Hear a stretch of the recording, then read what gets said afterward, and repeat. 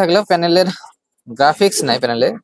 দেখি বর্তমান অবস্থা দেখুন আগের মতোই, স্ক্রিনে ভার্টিক্যাল লাইন, কোনো ধরনের গ্রাফিক্স নেই। আসসালামু আলাইকুম, এটি চাইনিজ স্যামসাং এলইডি টিভি। এটা যে সমস্যা সেটা হচ্ছে যেমনটা আপনারা স্ক্রিনে দেখতে পাচ্ছেন, এই হচ্ছে এই টিভিটার সমস্যা, ভার্টিক্যাল বার। এই টিভিটি রিপেয়ারের বিস্তারিত ভিডিওতে আপনাদের দেখানোর চেষ্টা করব। প্রথমে টিভিটা আমি খুলে নিচ্ছি। তো এই হচ্ছে মাদারবোর্ড, এখানে আলাদা করে পাওয়ার সাপ্লাই দিতে হয়। এই বোর্ডে পাওয়ার সাপ্লাই বিল্ট ইন অবস্থায় নেই।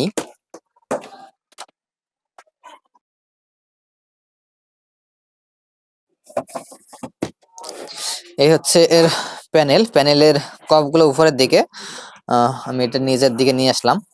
এর কপ সংখ্যা হচ্ছে 6টি, 1 2 3 4 5 6। এর কপ সংখ্যা হচ্ছে 6টি। এটি 6টি সোর্স কপ এবং সম্ভবত এটার গেট কপও রয়েছে। আর প্রথমে আমরা এখানে ভোল্টেজ মেপে দেখে নিব এখান থেকে কোনো সমস্যা হচ্ছে কিনা বা কোনো আইসি হিট হয়ে যাচ্ছে কিনা। এই প্যানেল ভিসিসি 4.92, অর্থাৎ এটি 5 ভোল্টের প্যানেল। আর এখানে আমরা এর ভিজিএইচ ভোল্টেজ, ভিজিএইচ এফ হচ্ছে 32 ভোল্ট এবং ভিজিএল -5 ভোল্ট, 5.82 ভোল্ট, অর্থাৎ -6 ভোল্ট। এখানে ভিসিসি এবং ভিকম, এখানে ভিকম ভোল্টেজ 5 ভোল্ট ওকে আছে। আর এখানে ভিসিসি, অর্থাৎ এটা প্যানেল ভিসিসি, এটা 5 ভোল্ট ঠিক আছে। ভিডিডি 3.3 ওকে। মনে হচ্ছে প্যানেলে সবগুলো ভোল্টেজ ওকে আছে। তো এই প্যানেলে যেহেতু আমার সন্দেহ যে হয়তো সাইডে কপ আছে, এই প্যানেলে যেহেতু সাইডে কপ আছে, প্যানেলটি খুলে নিতে হবে। আর এখানে দেখতে পাচ্ছি একটি ক্যাপাসিটর সামান্য একটু ইয়ে হয়ে আছে, জং ধরে আছে। তবে এখানে ভোল্টেজ আছে কিনা দেখে নিই এবং শর্ট আছে কিনা। দেখুন এখানে ভোল্টেজ দেখাচ্ছে 12 ভোল্ট, 12 ভোল্ট, অর্থাৎ ক্যাপাসিটরটি শর্ট নাই, যদিও বা এখানে ফাঙ্গাস পড়ে আছে, তারপরেও ক্যাপাসিটর ঠিক আছে এবং প্যানেলের সবগুলো ভোল্টেজও ঠিক আছে, তারপরেও গ্রাফিক্স নাই প্যানেলে। দেখি বর্তমান অবস্থা দেখুন আগের মতোই, স্ক্রিনে ভার্টিক্যাল লাইন, কোনো ধরনের গ্রাফিক্স নেই। আমরা এটার প্যানেলটা খুলে দেখে নেই। প্যানেল খুলে নিচ্ছি। ওকে, আমি এটা ফ্রন্ট পার্ট খুলে নিচ্ছি।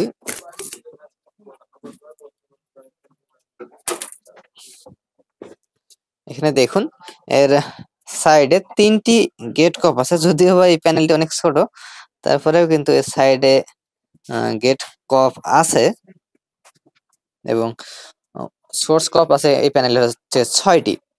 যাই হোক, এটা প্যানেলের গঠনগত কারণে থাকে সোর্স কপ এবং গেট কপ। যদি গেট কপ না থাকে সেই প্যানেলগুলোতে সোর্স কপে সেই কাজগুলো করে দেয়া থাকে।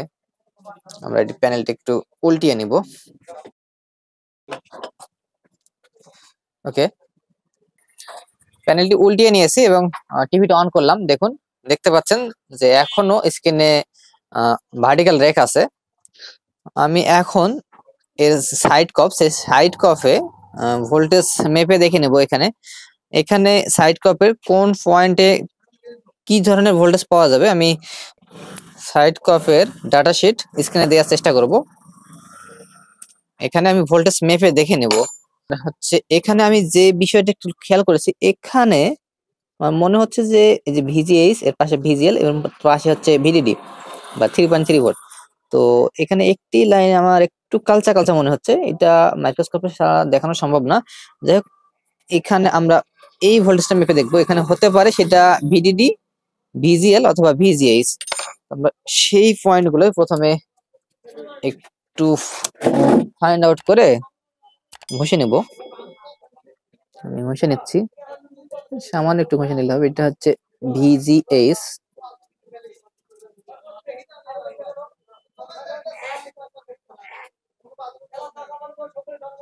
পাশে ভিজিএল,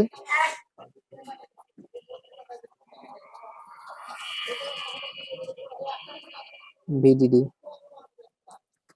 ওকে, এখানে ভিজিএল -5 ভোল্ট 5.80 ওকে আছে। এটা হচ্ছে ভিডিডি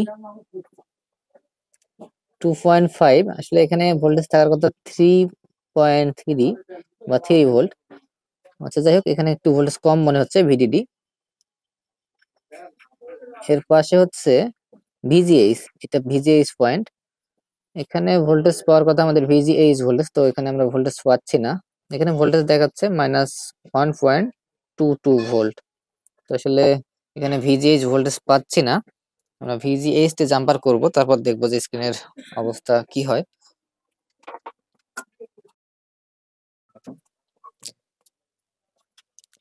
ওকে, আমি এখানে ভিজিএইচ পয়েন্টে, এই ভিজি যে টেস্ট পয়েন্ট, সেখানে এই জাম্পার ওয়্যারের মাধ্যমে ভিজিএইচ ভোল্টেজটি জাম্পার করে দিলাম এখান থেকে।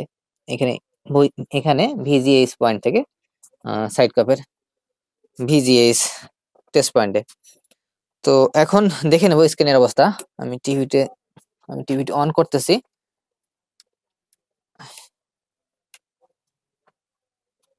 টিভির স্ক্রিনের অবস্থা এখনো ফিক্সড হয়নি, দেখুন পূর্বের মতোই আছে ভার্টিক্যাল লাইন, তবে কিছু পরিবর্তন আছে, যেমন হরাইজন্টাল কিছু রেক আসছে। তবে আমরা যেটা দেখেছি এর পূর্বেই, সেটা হচ্ছে সাইডের যে গেট কফ, সেখানে কিন্তু গেট কফের যে ভিসিসি অর্থাৎ ভিডিডি ভোল্টেজ 3.3 ভোল্ট, সেই 3.3 ভোল্ট কিন্তু আমরা পারফেক্ট পাইনি, 2.9 পেয়েছিলাম। আচ্ছা যাই হোক, তো সে কারণে হতে পারে স্ক্রিনের অবস্থা এরকমটা। আমি এখানে একটু নাড়া দিলাম, দেখুন এখানে কফে একটু নাড়া দিলে স্ক্রিন পারফেক্ট হয়ে যাচ্ছে। তার মানে হতে পারে সেই ভোল্টেজ বা সিগন্যাল এখানে লস আছে। আমি সাইড কাপের ভিডিডি 3.3 ওইটাও জাম্পার করে দিচ্ছি। ওকে, আমি জাম্পার কানেকশন করে দিলাম। জাম্পার এই কফে কানেকশন না করে দিয়ে আমি ভিডিডি যে জাম্পারটি সেটি কানেকশন করে দিয়েছি এই কফে, কারণ ওই কফে একটু জাম্পারটা কানেকশন করা খুবই ক্রিটিক্যাল অবস্থায় ছিল পাশাপাশি। তাই আমি এখানে জাম্পারটি কানেকশন করে দিয়েছি ভিডিডি, আর এর পাশে ভিডিডি মানে 3.3 ভোল্ট, আর এর পাশে হচ্ছে কানেকশন করে দিয়েছি ভিজিএল, এটিও আমি কানেকশন করে দিয়েছি কারণ এটা পরবর্তীতে সমস্যা হতে পারে। তো এই দুটা জাম্পার আমি করে দিয়েছি। মাঝখানের যে গেট কফ, সেই কফে এবং ভিজিএইচটা আছে প্রথম এই কফে, এগুলো কানেকশন করে দিয়েছি। যে এখানে এই লাইনগুলো পাশাপাশি প্রবেশ করেছিল, তো এই কফের ভিতর দিয়ে যেহেতু ভিজিএসটা মিসিং হয়েছে, তার মানে ভিজিএল এবং এভি যে ভিডিডি 3.3 এটা মিসিং ছিল হালকা পাতলা। তো ভিজিএলটাও মিসিং হওয়ার সম্ভাবনা থাকে, যার জন্য ওটাও জাম্পার করে দিয়েছি। অনেকে বলবেন ভাই মাঝের কপে কেন জাম্পার করে দিলেন, মাঝের কপে দিলে হবে কি না। আসলে ভাই এই বিষয়টা হচ্ছে, এই প্যানেলে ভিজিএইচ, ভিজিএল এবং ভিডিডি হচ্ছে সাইড কফের ভিসিসি ভোল্টেজ, মানে পাওয়ার সাপ্লাই। এটা হচ্ছে এই কফকে পাওয়ার দেয় 3.3, সেটা প্রতিটা কফকেই তো পাওয়ার দিবে 3.3, তাই না?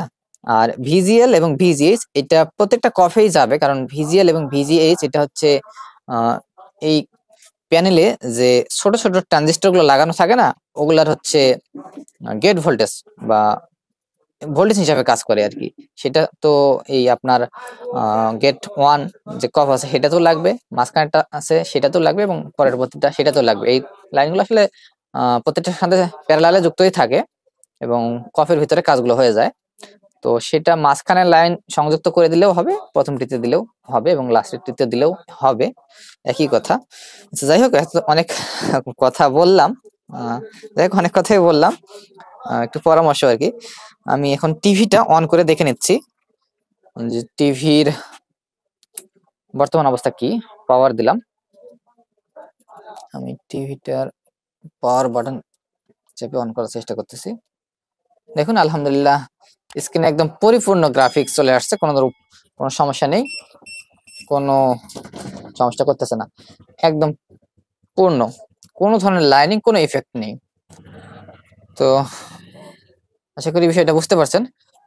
সমস্যাটি ছিল সাইডের কফ এর কিছু ভোল্টেজ মিসিং। তো আজকের এই ভিডিওটি ভালো লাগলে আশা করছি ভিডিওটিতে লাইক করবেন, এবং এই চ্যানেলে আপনি যদি নতুন হয়ে থাকেন সেক্ষেত্রে চ্যানেলটি ভালো লাগলে চ্যানেলটি সাবস্ক্রাইব করে পাশে থাকতে পারেন। দেখা হবে আপনাদের সামনে আগামী ভিডিওতে। সকলে ভালো থাকবেন। আল্লাহ হাফেজ।